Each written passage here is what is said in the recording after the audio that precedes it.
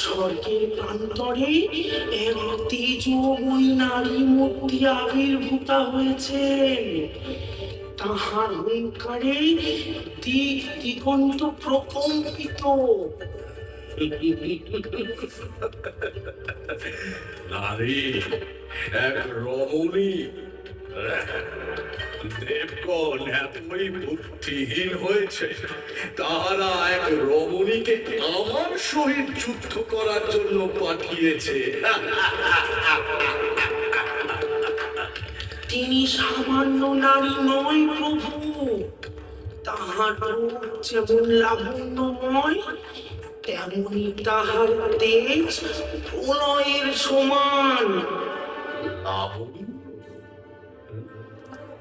তবে তো সে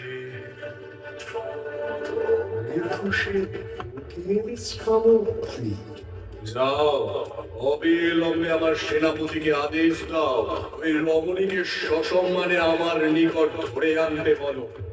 সে আমার বংশী হবে। যদি সে প্রতিরোধ করে, তবে তাকে তার পরিণাম করতে হবে। এই মহিষাসুর সেই রমণীর তেজ চূর্ণ করতে সক্ষম।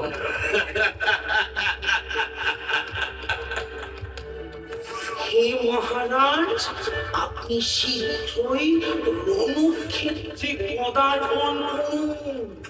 সেই দেবী আপনাকে যুদ্ধে আহ্বান জানিয়েছেন।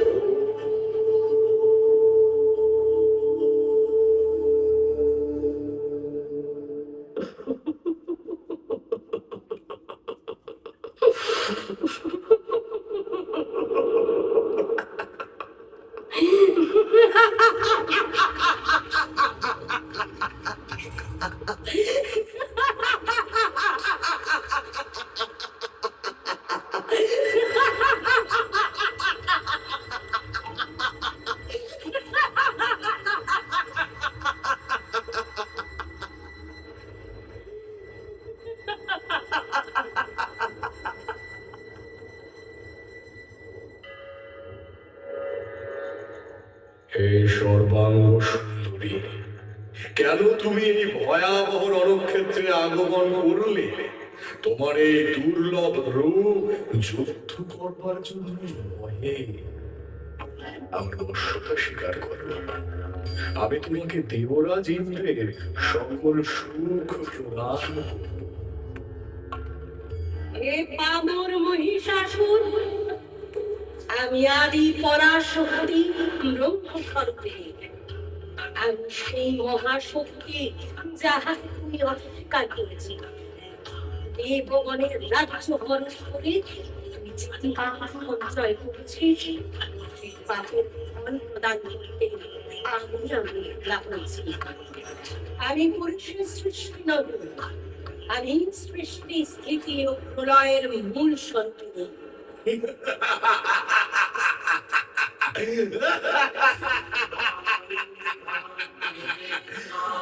পুরুষের অবদ্ধ মহিষাসুরকে এক রমণী বিনাশ করবে। তোমার এই দম্ভ হাস্যকর। চলুন তবে যুদ্ধ, তোমার সকল শক্তি আমি গ্রাস করব।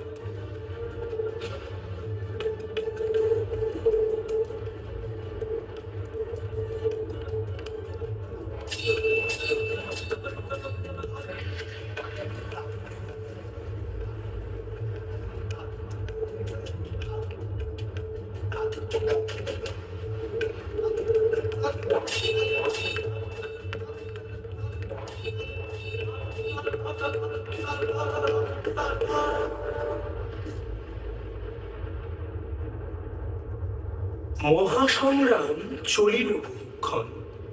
মহিষাসুর বারংবার রূপ পরিবর্তন করে মহাদেবীকে বিভ্রান্ত করার চেষ্টা করলেন। দুষ্ট মহিষ, তুই ততক্ষণ আস্ফালন কর যতক্ষণ আমি মধু পান করেছি। তোকে বিনাশ করার পর এই স্থানে ইন্দ্রাদি দেবগণ আনন্দে গর্জন করবে।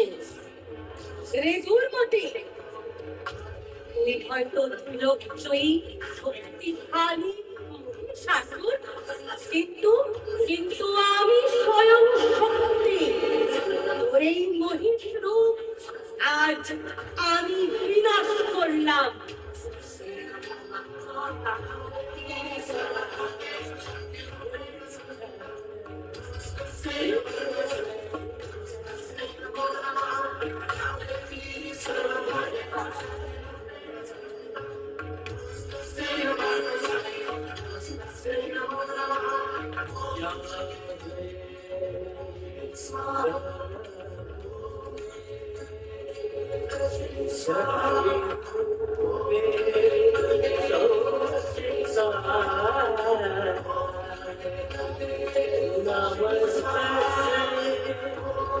Namaste.